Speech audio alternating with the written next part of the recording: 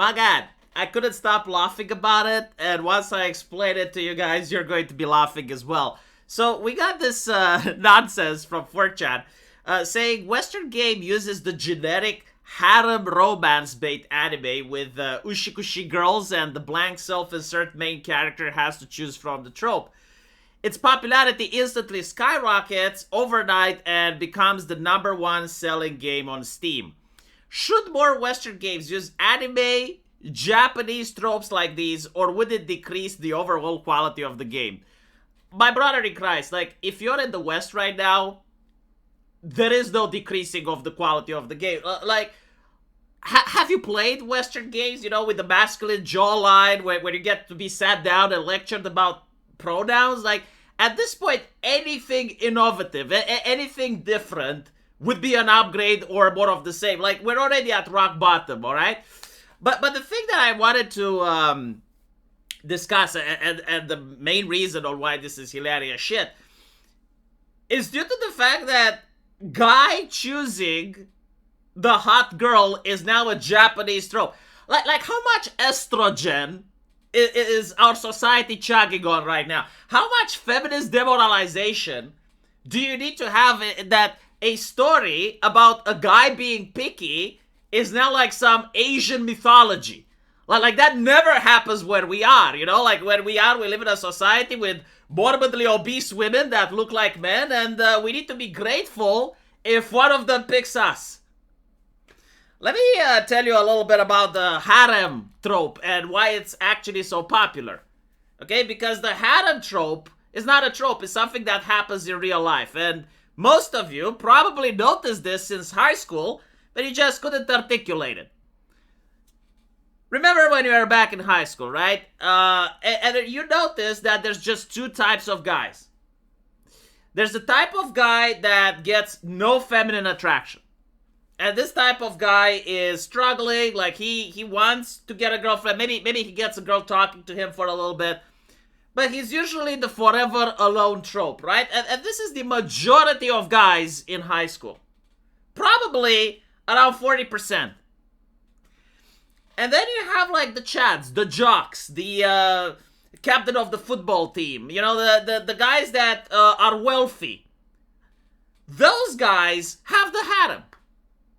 Like what you should notice, and you should notice this by observing reality, not listening to what other people say, right? If you actually look at reality, you'll notice that there is no middle ground here. It's either you have people that are forever alone, or you have people that are extremely popular and they have the harem. And when I say there's no middle ground, I'm not saying that it doesn't exist. It's kind of like in a medieval society, you have like peasants and you have the aristocracy. And you may have like some burgermeisters in between, but like the number of those people is so insignificant that you can just pluck them out of the equation. The reality is that most people fall under these two main categories, right? You either are the Chad, which is having his own harem at high school, or you're the forever alone. Now, having the harem doesn't mean that he's getting on with the girls. No, like, there are women gravitating around him. They want his attention. They want him to join at their parties. They want him to notice them. They want him to give them exclusivity. This is what it means to have the harem, right? And if you notice, like, most of the animes and the Japanese tropes, they literally treat this aspect. Like the main character in Konosuba, he's not having sex with all the girls, but he is getting all the attention from the girls. I guess what's different in anime than real life is that in real life, the Chad is actually competent.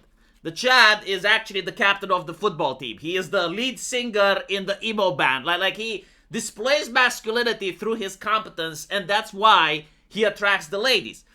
The anime trope, the harem trope, the reason why it feels off is because the Chad is just the average guy. Like, he is the forever alone guy placed in a situation where he's getting the attention of the Chad. And so it feels unnatural. It feels wrong. But what it does do is that it gets the forever alone guys that are watching this to experience the power of the Chad without being the Chad. It's very similar to what female romance does when you have Twilight and you have like the plain girl, the one that's boring, that has nothing special. but like she's getting the two alpha males to fight over her.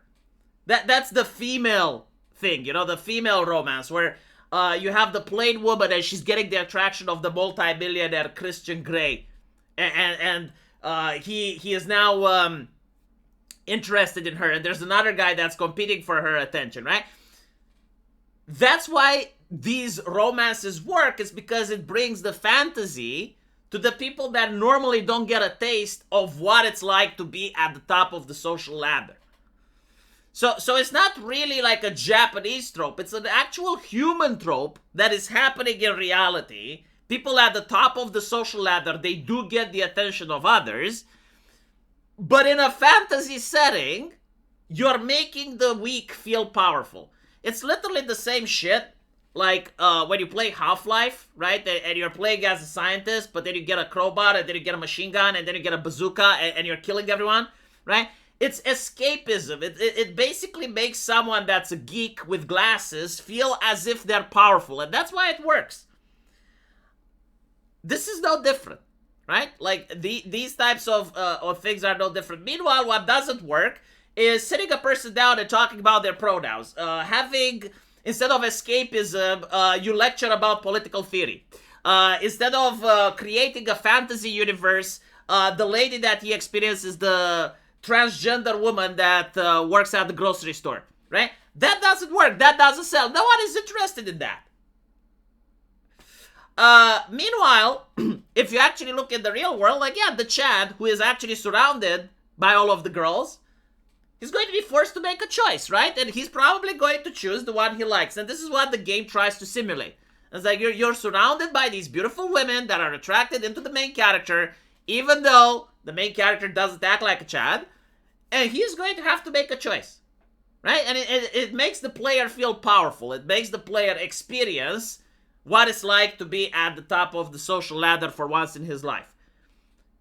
And because, like, we've been chugging on feminism and estrogen, this just basic bitch human relation that exists in reality, first of all, the relationship is denied in existing, right? Like, we're told that, no, actually, you should be happy if a woman that even has a pulse is interested in you, and you should be grateful. And once she's bored with you, she gets to fling you away and then move on to someone else. And the concept of men having a choice, or beautiful women even existing in reality, is probably pedophilic.